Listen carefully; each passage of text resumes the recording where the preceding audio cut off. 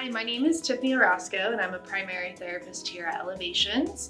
And I am going to be discussing a few skills from the DBT model, distress tolerance. So essentially what distress tolerance is they are skills that are going to help you tolerate distress, right? So these are skills that are going to help you get through painful situations without making anything worse. These skills are designed to immediately bring your distress down, and then you're going to need to use additional skills to help get you through the rest of that, okay?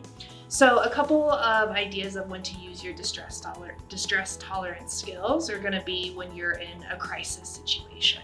So for me, I like to think of that like on a scale. So if a scale of 1 to 10, if you're at about an 8, that is going to be a good indicator of needing to use distress tolerance skills. And then hopefully those skills are going to bring you down to about a 6 or a 5, and that's when you can access different skills and support systems. An important thing to know is when you are at an 8. So identifying what those signs are for you. So for me, if I'm at an 8, I'm usually feeling very hot, right? My stomach might be feeling sick. I might be pacing. So it might be helpful for you or for your kiddo to sit down and identify what it looks like for you when you're in crisis mode. A few other beneficial times to use distress tolerance skills is when you're struggling to access your other skills, right? So again, think of it as you're at an 8, you're not really thinking, you don't have the ability to regulate, so these skills are designed to bring you immediately down.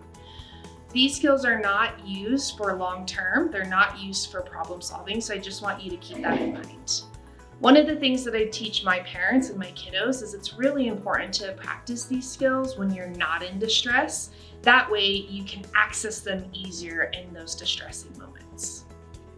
So the first skill I want to talk with you about is the tip skill. And I absolutely love this skill because it directly hits your nervous system. It's changing the biology of your nervous system. And that science has shown like that is what really helps regulate. So tip skill starts with a T, and that's temperature. So change your body temperature. Now, the easiest ones, or I could say maybe the most popular ones, would be grabbing a bowl of ice, right? And sticking your feet in them, or holding on to ice cubes, right? Putting a cold ice pack on the back of your neck. If you're feeling safe, maybe taking a cold shower, right? So those are ways that you can change your body temperature. Some people happen to like using a hot pad, something warm to change your body temperature. You just want to make sure that you're being safe with that and you're not burning yourself. Something I also use with the kiddos here is I have these frozen washcloths, right? And I ball them up and I put them in the freezer, and then I give it to them and they're able to just try to rip it apart. So you're doing two things in one, the ice cold washcloth helping them, it's also helping them focus on something, and it's getting some of that energy out. Also, if you live in a cold environment like Utah and it's winter, just go jump in the snow, make a snow angel, anything like that can help change your body temperature.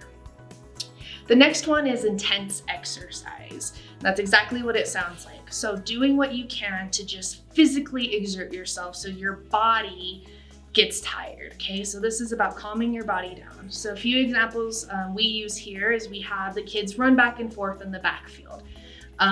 Sometimes I challenge them to a race, right? I did about 100 jumping jacks one time with a student.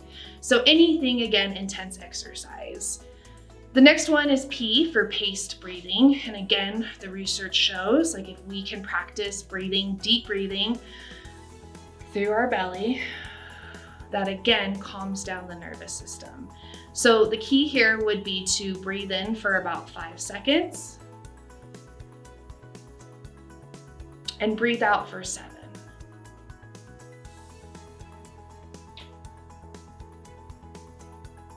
And you want to do that until you can notice your body is calming down. The second P stands for paired muscle relaxation. So you can incorporate muscle relaxation as you're doing the paced breathing. So essentially what that looks like is as you're breathing in, you're tensing your muscles. And as you breathe out, you're relaxing. Now, this is something you're gonna wanna do repeatedly. I doubt that breathing in and out once is going to help, so just keep that in mind. Something else that I like to do with my kiddos is if they're not really open to the paired muscle relaxation combination, is I ask them to just tense their whole body all at once for as long as they can. And usually we're trembling, right? Because we're exerting all that energy and then releasing. Okay, so that's another way you can practice the tip skill. For some people, they like to go through all of these together. Other people, they really just like to use one or two. So you just need to practice and figure out what's gonna work for you and for your kid. Just another reminder that this skill is meant to bring the initial intensity down. Once your intensity is down, you're going to need to access other skills or other support systems. The next skill I'd like to talk with you about is Wise Mind Accepts. And this skill is about distracting. So before I go into detail about what this means or what it looks like, I just want to remind you that this is for the short term. Sometimes we get into a place where we just distract from our emotions all the time. I see that with our students every day. That's just their norm. And what that results in is a disconnect from themselves, from their emotions, and ultimately it just leads to a bigger emotional blow up. So I find this to be helpful in the short term, and just make sure that it doesn't become your norm. So Wise Mind Accepts stands for activities, contributing, comparisons, emotions, pushing away, thoughts, and sensations. So it's an acronym, okay? So for activities, what that can look like is going on a walk, cooking a meal, playing with your pet, playing cards, reading, doing an activity that you usually enjoy that can help shift your emotion and just help distract for the minute. One key for this is try to be mindful in whatever activity you're doing. So it's not going to be as helpful if you're going on a walk, but you're thinking about the issue that got you riled up, okay? So you're going to need to practice some mindfulness as well. The next C stands for contributing. This could be cleaning your house, helping a family or friend, making something for a friend, something that is going to make you feel like you're contributing to your community or to people in your life. So for me, I like to clean my household. I think that's great. It might be writing a letter to a friend. The next C stands for comparisons.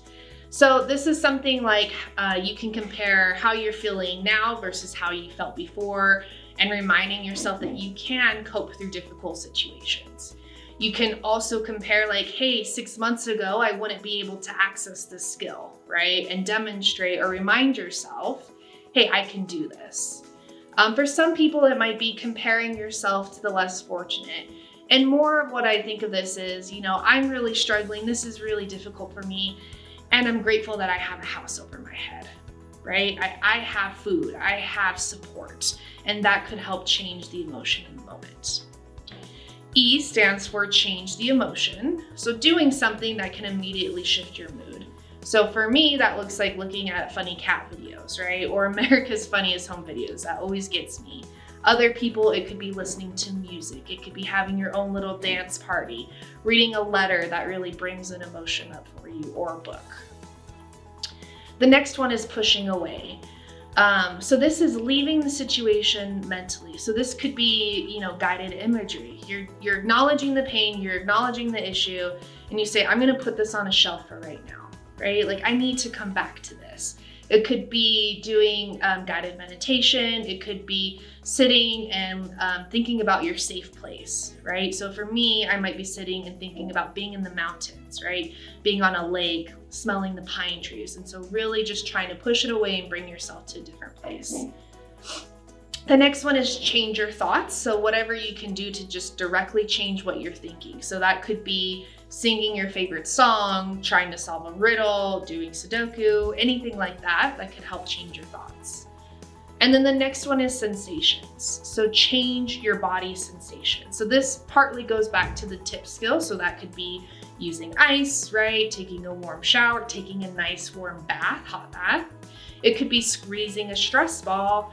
I'm a big fan of using essential oils, right? So smelling something, going outside, smelling the flowers. It could be putting lotion on. It could be, a lot of my kids like those squishy Orbeez and putting your hands in them and just feeling the texture And again, it's going to be helpful with all of these activities to be mindful, to be really thoughtful, and really try to engage in that.